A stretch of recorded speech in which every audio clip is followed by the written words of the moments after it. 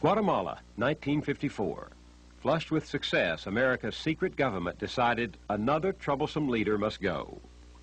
This time it was Jacobo Arbenz, the democratically elected president of Guatemala. Philip Redinger was recruited from the Marines to join the CIA team.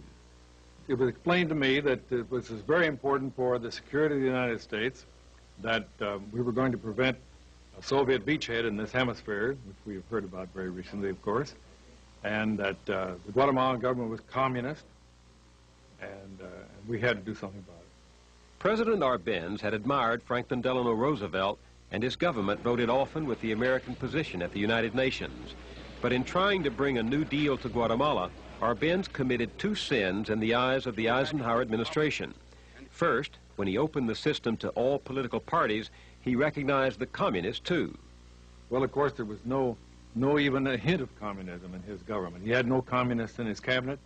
He did permit the existence of a very small communist party.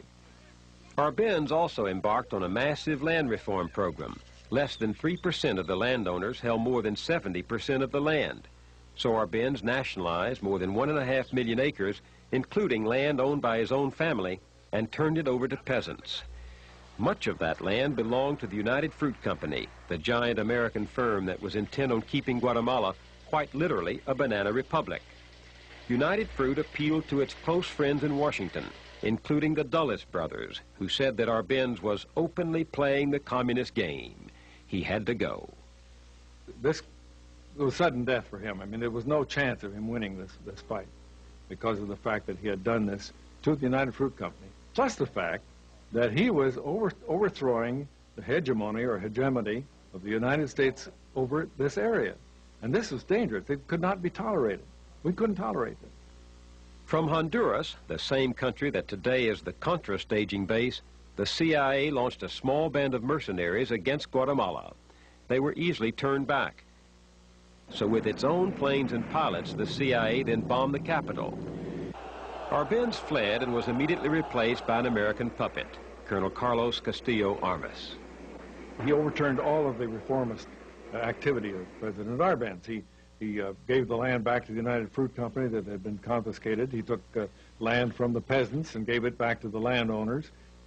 The CIA had called its covert action against Guatemala Operation Success. Military dictators ruled the country for the next 30 years. The United States provided them with weapons and trained their officers. Peasants were slaughtered. Political opponents were tortured. Suspected insurgents were shot, stabbed, burned alive, or strangled. There were so many deaths at one point that coroners complained they couldn't keep up with the workload. Operation Success.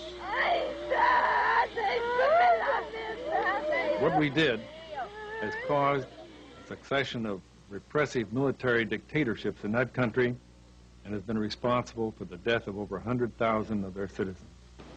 Success breeds success, sometimes with dreary repetition.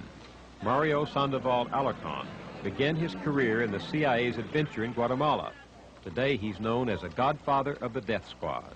In 1981, after lobbying Ronald Reagan's advisors for military aid to Guatemala, Sandoval Alarcon danced at the inaugural ball.